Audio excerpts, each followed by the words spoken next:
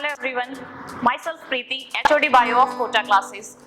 जैसे कि last video circulatory system की हमने स्टार्ट की थी, दैट इज द इंट्रोडक्शन। मैंने उसमें केवल इंट्रोडक्शन दिया था कि क्या क्या चीज़ सर्कुलेशन में प्रेजेंट होती हैं, बॉडी में सर्कुलेट कैसा कहता है, जैसे कहते हैं ना प्रीफेस देना, तो वहाँ पे प्रीफेस दिया था कि ये चीज़ें प्रेजेंट होती हैं। हाइट है तो साइज क्या है, दैट इज वेट क्या है, कवरिंग क्या है, दैट इज। आज हम करने वाले हैं इसकी first topic, the most important topic is blood. हमारी बॉडी में जो ब्लड है उसकी स्टडी करेंगे। आइए, स्टडी ऑफ ब्लड। ब्लड की स्टडी, दैट इज स्टडी को कहते हैं लॉजी और ब्लड को कहते हैं haemato, so called haematology. Formation of blood, formation term हम बायोलॉजिकल यूज करते हैं पायोसिस से। किसकी फॉर्मेशन करनी है बच्चे? तो ब्लड की फॉर्मेशन करनी है, तो complete name is haemopoiesis. Clear? Study of blood is haematology and formation of blood is haemopoiesis और हीमोपायोसिस कहते हैं। Clear?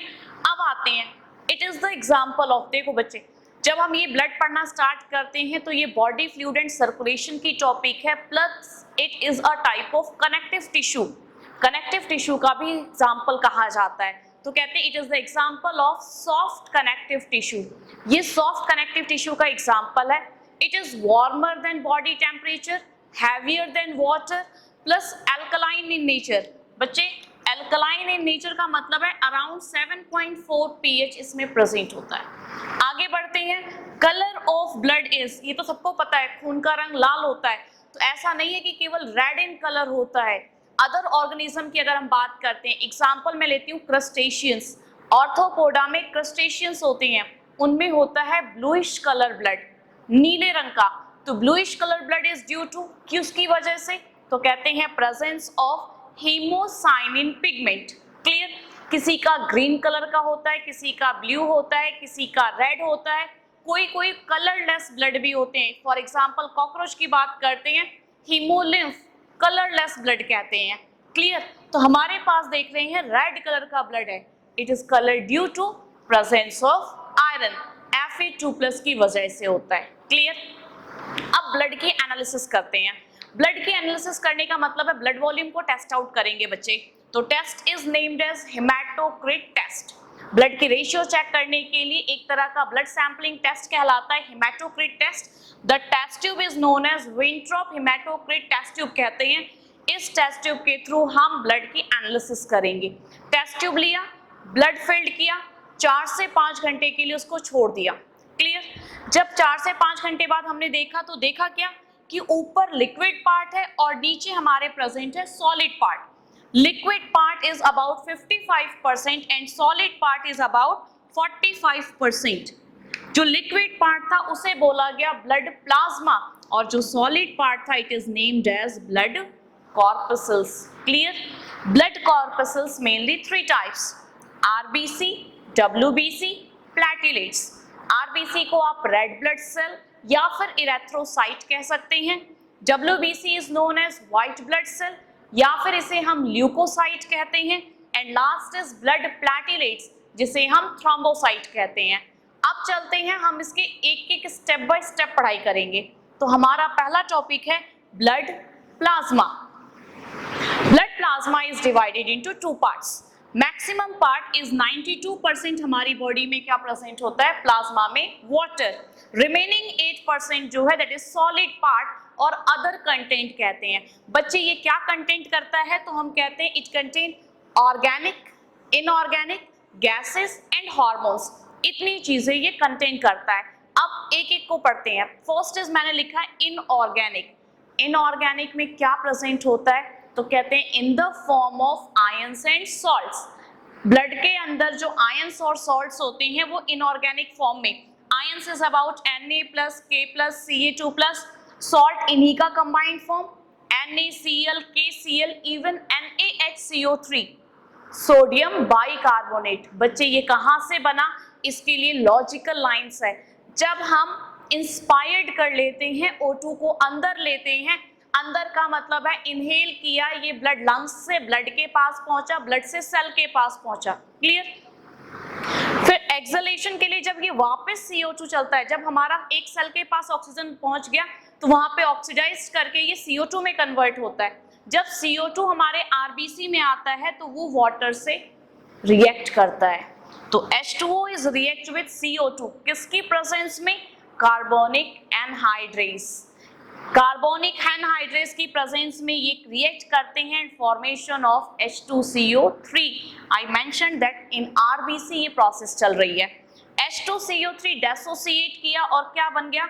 H++ HCO3 negative. Plasma में हमारे पास NaCl था, ये भी डिसोसिएट कर गया और बन गया Na positive Cl negative. Clear? अब देखो पॉजिटिव और नेगेटिव एक दूसरे को इंटरेक्ट करते हैं। बच्चे इसकी डिटेल स्टडी अगर मैं Cl की बात करूं और बैलेंसिंग की बात करूं तो ये रेस्पिरेशन वाले चैप्टर में आएगा। यहाँ पे NaHCO3 कैसे बना ये बता रही हूँ। HCO3 नेगेटिव Na पॉजिटिव दोनों कंबाइन किया और बन गया NaHCO3 that is sodium bicarbonate and it is named as buffer of cell. इसी को हम कहते हैं बफर ऑफ सेल। क्यों? क्योंकि ये हमारे ब्लड का पीएच मेंटेन करता है। क्लियर? नेक्स्ट हम आते हैं गैसेस पे। बच्चे गैसेस की अगर हम बात करते हैं तो मेन गैसेस हम पढ़ते हैं O2 और CO2। O2 हमारी बॉडी में जो ट्रांसपोर्ट होता है दैट इज 97% तो डायरेक्ट HB हीमोग्लोबिन लेके जाता है, लेकिन जो 3% होता है, जो 3% रिमेन्स रहता है, उसे प्लाज्मा लेके जाता है। कहते हैं 100% सैचुरेशन नहीं कर पाता क्योंकि अगर ये 100% सैचुरेट कर जाएगा तो मैक्मोग्लोबिन एक डिसीज है, ये बॉडी में अकर कर सकती है। अब बात करती हूँ मैं CO2 की। CO2 का 70% ट्रांसपोर्टेशन हमने अभी पढ़ा था बच्चे, NaHCO3 लेके जाता है। आपने पढ़ लिया NaHCO3 कैसे बनता है। NaHCO3 बनता है Na पॉजिटिव और HCO3 नेगेटिव के अट्रैक्शन की वजह से, दोनों कंबाइन करते हैं। तो मेनली 70% तो सोडियम बाइकार्बोनेट लेके गया, बाकी का जो 23% बच गया उसको लेके गया हमारा हीमोग्लोबिन, और जो बाकी 7% रिमेन्स रह गया दैट डायरेक्टली प्लाज्मा इसको ट्रांसपोर्ट कराता है। तो ब्लड में बच्चे जो गैसेस हैं उनकी ट्रांसपोर्टेशन कुछ ऐसे हैं, CO2 and O2।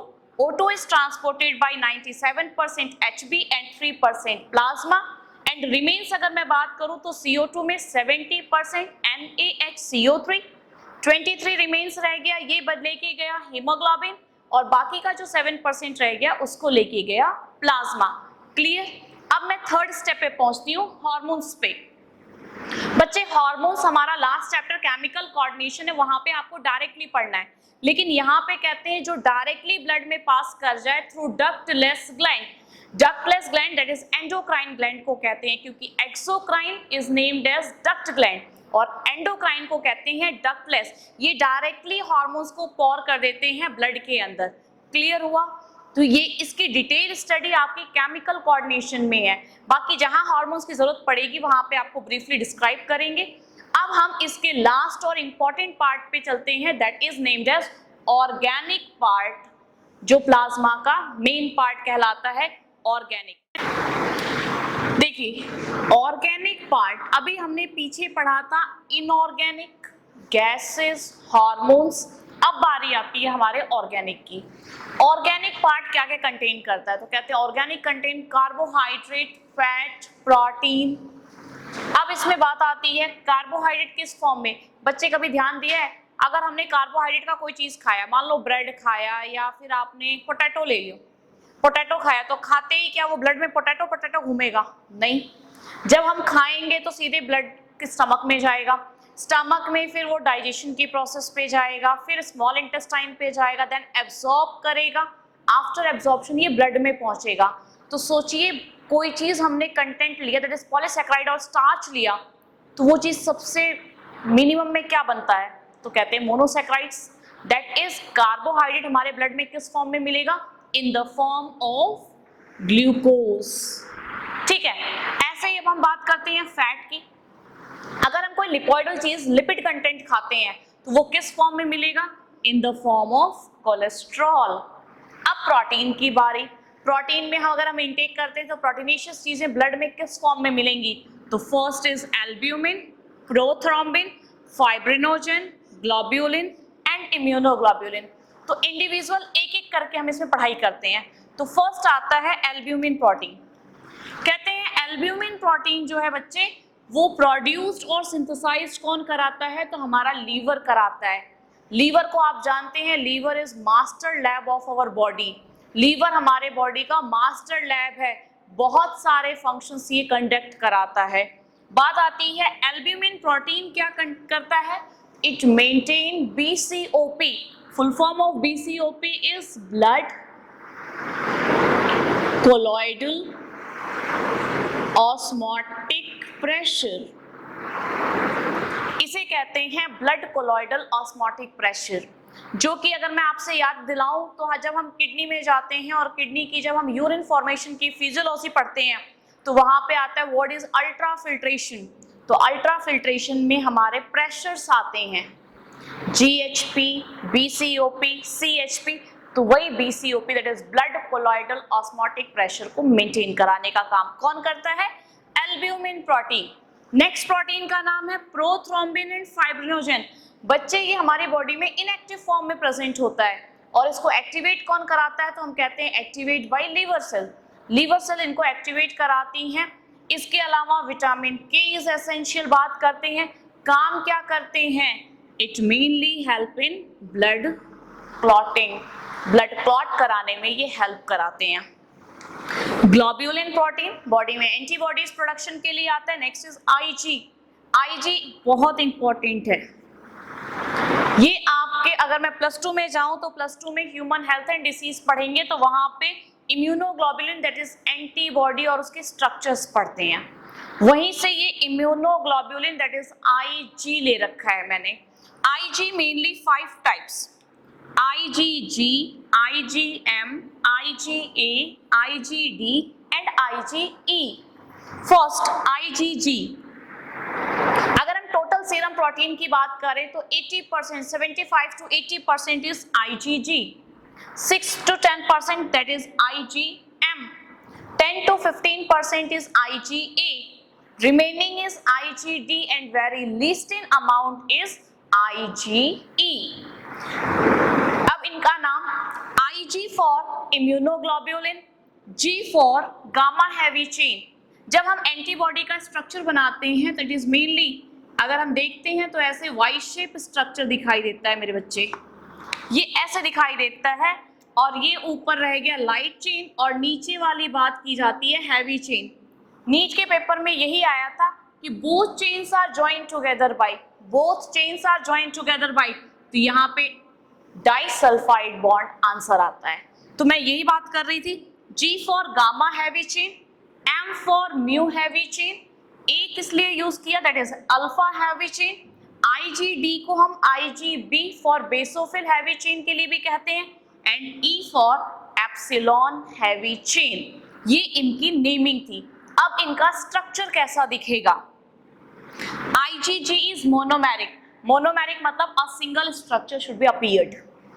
IgM is pentameric, pentameric का मतलब है ऐसे आपके 5 स्ट्रक्चर्स दिखाई देंगे, clear, and both are joint together by disulphide bond. IgA is dimeric, dimeric का मतलब है यहाँ पर अगर केवल और केवल 2 एंटीबॉडीज की बात की जा रही है, remaining 2 are then monomeric, clear. First IgG कहते हैं it is maternal antibody, mother से fetus वाया प्लेसेंटा जो एंटीबॉडी पास करती है वो है IgG, क्लियर। फर्स्ट एंटीबॉडी जो एंटीजन के अगेंस्ट बनी थी उसे कहते हैं IgM। डेली प्रोडक्शन में जो एंटीबॉडीज डेली हमारी बॉडी में अमाउंट इनके कंपैरिजन में जो ज्यादा सिक्रीट होती है वो है IgA। IgA हमारे tears, saliva, urinogenital tract and the most important जो लास्ट ईयर क्वेश्चन में आया था कि mother milk that is first mother milk जो येलोइश कलर फ्लूइड निकलता है उसे कहते हैं कोलेस्ट्रम। उस कोलेस्ट्रम में कौन सी एंटीबॉडी प्रेजेंट होती है दैट इज IgA, क्लियर। मैंने लिख भी रखा है daily production is more, first milk colostrum जिसके अंदर IgA प्रेजेंट होता है, clear. IgD is IgB, B for basophil cells and basophils mainly help in formation of antibodies. IgE की अगर हम बात करते हैं तो it mainly causes severe allergy. Severe allergy यहाँ पे कहा जा रहा है दैट इज एनाफाइलैक्टिक शॉक। अगर एलर्जी बॉडी में ज्यादा हो गई, एलर्जी कैसे होती है बच्चे, तो कहते हैं हमारी बॉडी की जो मास्ट सेल्स होती हैं वो ब्रस्ट करती हैं। वो ब्रस्ट क्यों करती हैं और रिलीज क्या करती हैं, इट मेनली रिलीज हिस्टामिन, और हिस्टामिन के रिलीजिंग की वजह से it may causes death also. Clear आ गया। हमने अभी कंटेंट में जो पढ़ा है वो सिंपल टर्म्स पढ़े हैं। ब्लड का कंटेंट देखा है, ब्लड के दो पार्ट देखे हैं, एक प्लाज्मा और एक कॉर्पसल्स। प्लाज्मा के फिर से दो पार्ट्स आपने देखे थे। दो पार्ट्स की अगर मैं बात करूं तो फर्स्ट पार्ट में हमने पढ़ा था मेनली वाटर इज प्रेजेंट, जो रेयर पार्ट में आते हैं वो सॉलिड पार्ट्स थे। सॉलिड में organic, inorganic gases and hormones. Clear हो गया। अब हम आगे बढ़ते हैं और पहुंचेंगे ब्लड कॉर्पसल्स पे। Blood corpuscles means RBC, WBC and platelets. Let's see. Blood corpuscles के तीन पार्ट होते हैं, आरबीसी, डब्ल्यूबीसी एंड प्लेटलेट्स। उसमें से आज फर्स्ट पार्ट हम करने जा रहे हैं आरबीसी। बच्चों, आरबीसी का दूसरा नाम इरेथ्रोसाइट या फिर आप इसी को कह सकते हो रेड ब्लड कॉर्पसल्स। क्लियर। अब मैंने तीन टर्म लिख रखे हैं। इरेथ्रोपायोसिस, देखते ही पता चल गया होगा कि पायोसिस मीन्स होती है फॉर्मेशन और इरेथ्रो मीन्स होती है आरबीसी। तो कंप्लीट लाइन क्या बनी हमारी, formation of RBC. Clear. Next term is erythropoietic organ, those organ which help in formation of RBC. ऐसे ऑर्गन जो आरबीसी बनाते हैं they are named as erythropoietic organ. Next आते हैं इरेथ्रोपायोटिन। इरेथ्रोपायोटिन एक तरह की हार्मोन है जो किडनी सिंथेसाइज करती है which stimulate the formation of RBC, जो आरबीसी सिंथेसिस के लिए स्टिमुलेट कराती है। क्लियर। अब आते हैं, देखिए हमने पढ़ना है shape, size, number, life span, ये सारे टर्म्स हम क्लियर करेंगे। अब बात आती है शेप की। देखो बच्चे, शेप मैंने तीन अलग अलग बना रखे हैं। फर्स्ट हमने बनाया है ओवल होती है plus nucleus is present, so called Oval nucleated shape is that, so called इसे कहते हैं बाई कन्वेक्स। किसमें प्रेजेंट होती है, फिश, एम्फीबिया, रेप्टाइल, एव्स, मतलब मैमल्स अभी भी नहीं है। क्लियर हुआ। इसका मतलब जब आप एनिमल किंगडम में वर्टिब्रेट्स पढ़ेंगे तो आपके पास एक सिंगल पॉइंट क्लियर हो गई, इन वर्टिब्रेट्स में आरबीसी कैसी कैसी होती है। फिश, एम्फीबिया, रेप्टाइल और एप्स में लिखेंगे shape of RBC is oval where nucleus is present, so called nucleated, and shape is biconvex. Clear.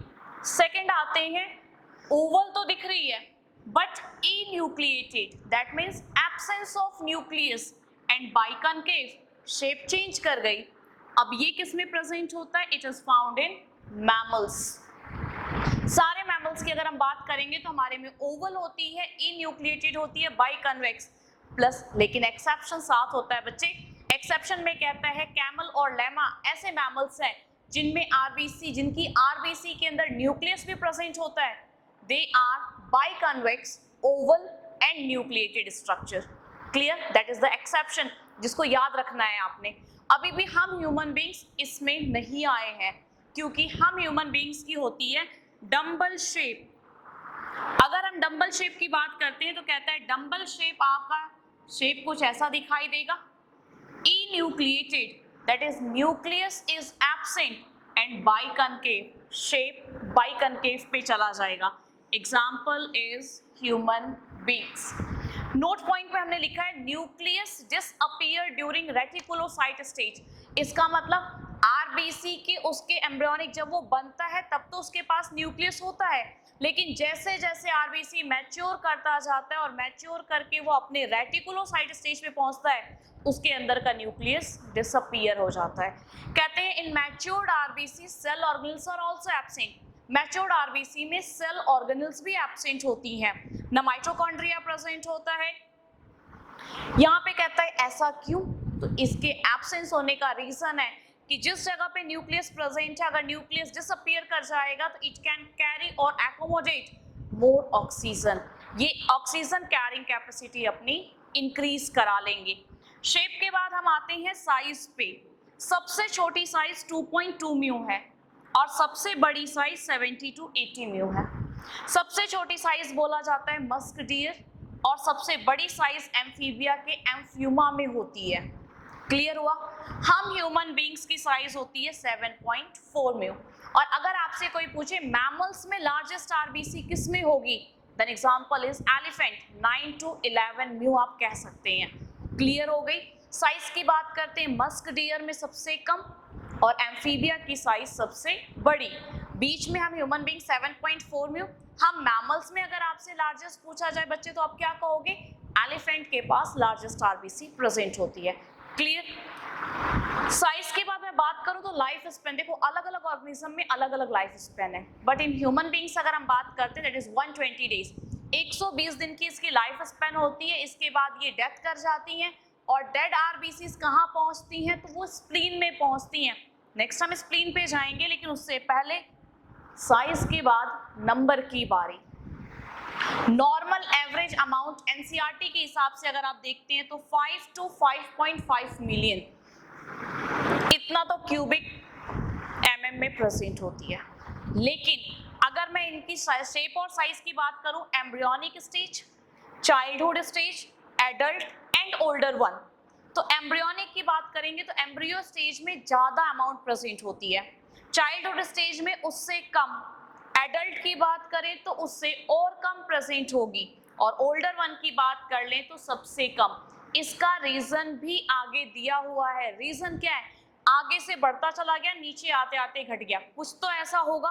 क्या ऐसा होता है आइए देखिए, मैंने इधर उसका रीजन भी लिख रखा है, दैट इज प्रोडक्शन साइट। जहां बनेगा उसी के हिसाब से तो अमाउंट बनेगी। तो कैसे प्रोडक्शन? नॉर्मली हम पढ़ते हैं आरबीसी की प्रोडक्शन हमारे बोन मैरो में होती है। बोन मैरो के अलावा और स्टेजेस देखते हैं।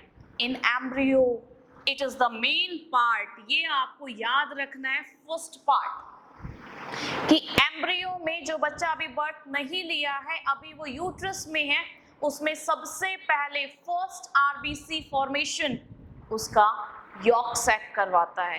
क्लियर? और यॉर्क सैक कहाँ से फॉर्म करता है? तो ह्यूमन रिप्रोडक्शन में मैंने बता रखा है यॉर्क सैक फॉर्म करता है हमारे लीवर से। क्लियर?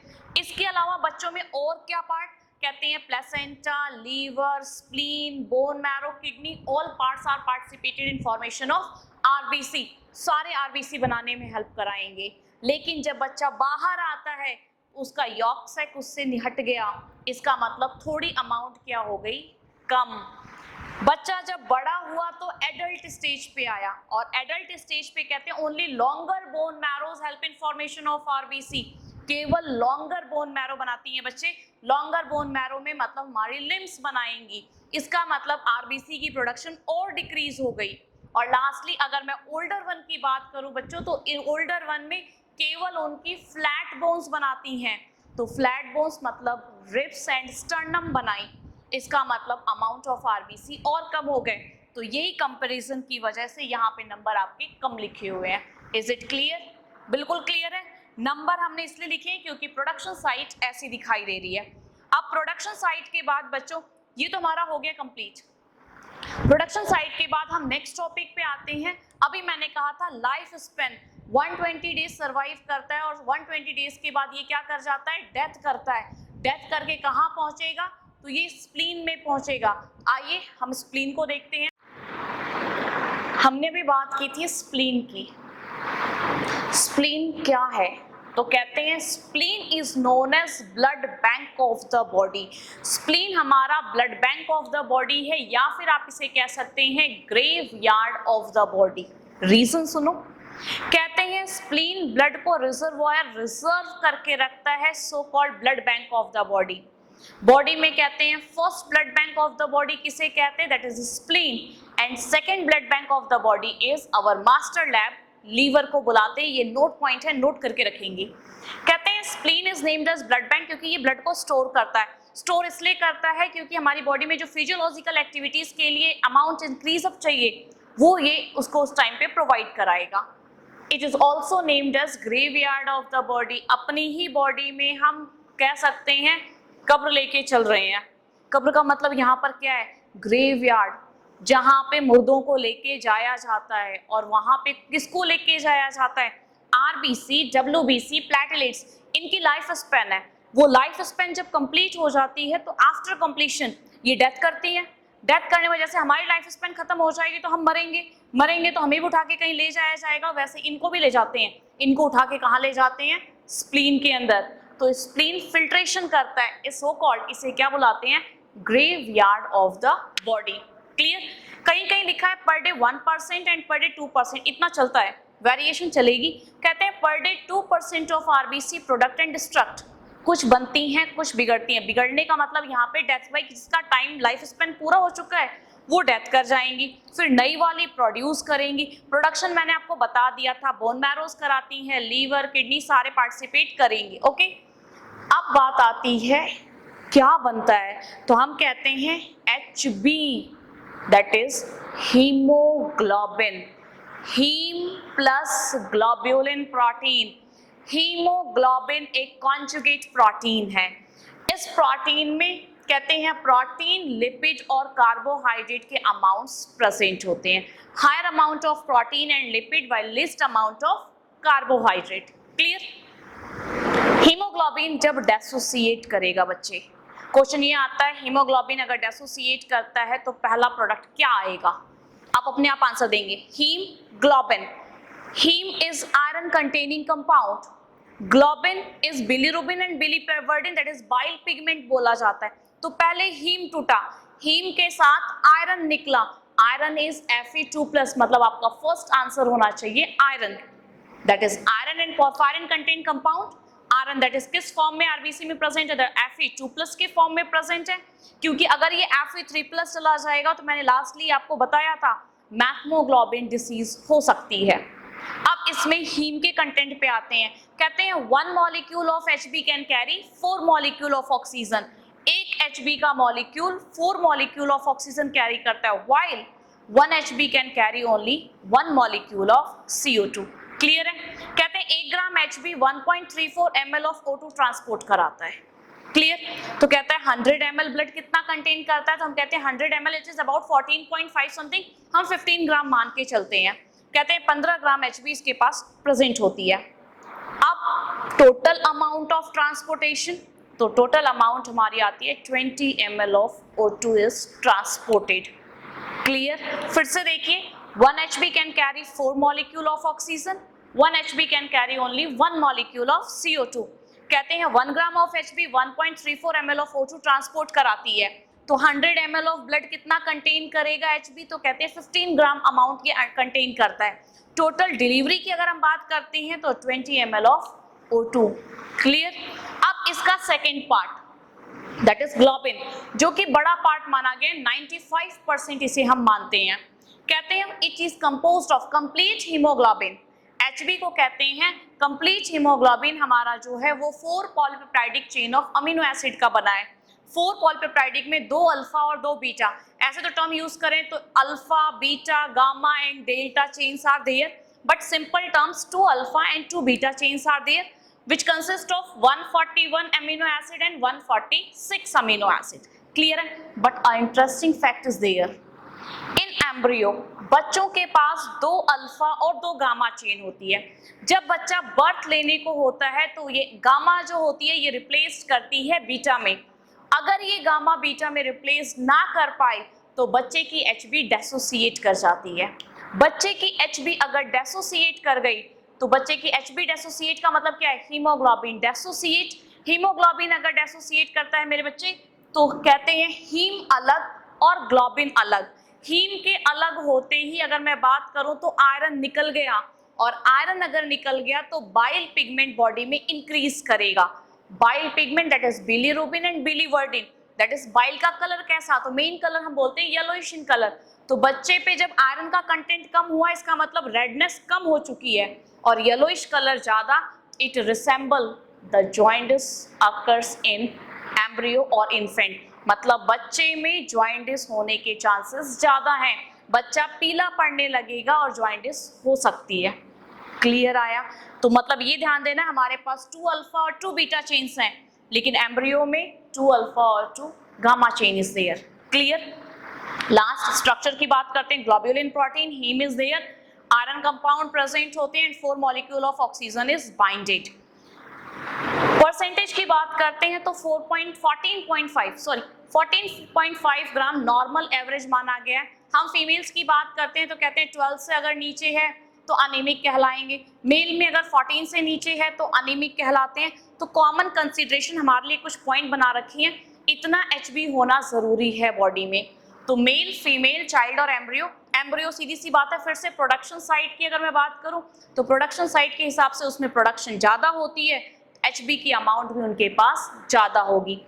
इस हीमोग्लोबिन की अगर मैं बात करूं तो it is act as respiratory pigment, ये रेस्पिरेटरी पिगमेंट कहलाता है। और अगर ये रेस्पिरेटरी पिगमेंट है तो फंक्शन क्या कराएगा, ट्रांसपोर्टेशन ऑफ O2। इसीलिए आपने जो टर्म्स लिखे थे लास्ट, अगर आपको याद हो, प्लाज्मा में ऑक्सीजन 97% HB लेके जाता है, बाकी का 3% प्लाज्मा। तो जो 97% HB लेके गया है वो यही हीमोग्लोबिन है। लास्ट टर्म पे आते हैं, अपने आप सोच के देखो कंडीशंस में क्वेश्चन क्या बनेंगे, अगर RBC ज्यादा हुई तो और RBC कम हुई तो। अगर हमारे पास RBC ज्यादा हो जाती है दैट इज पॉलीसाइथीमिया, और RBC अगर कम होती है तो उसे कहते हैं इरेथ्रोपेनिया। अभी तक बच्चे मैंने आपको एक टर्म सिखाया था, पायोसिस का मतलब होता है फॉर्मेशन। अब आप सेकंड टर्म सीख लेना, पीनिया। पीनिया का मतलब होता है लो count.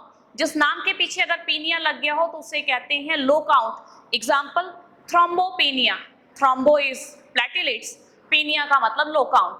Leucopenia, leuco is WBC, penia का मतलब लो काउंट। वैसे यहाँ पे किया erythropenia that is low count of RBC, इसी का दूसरा नाम हमारा अनीमिया भी कहलाता है। Is it clear? तो ये हमारा कंप्लीट था फर्स्ट पार्ट RBC, जिसे इरेथ्रोसाइट और रेड ब्लड सेल्स कहते हैं।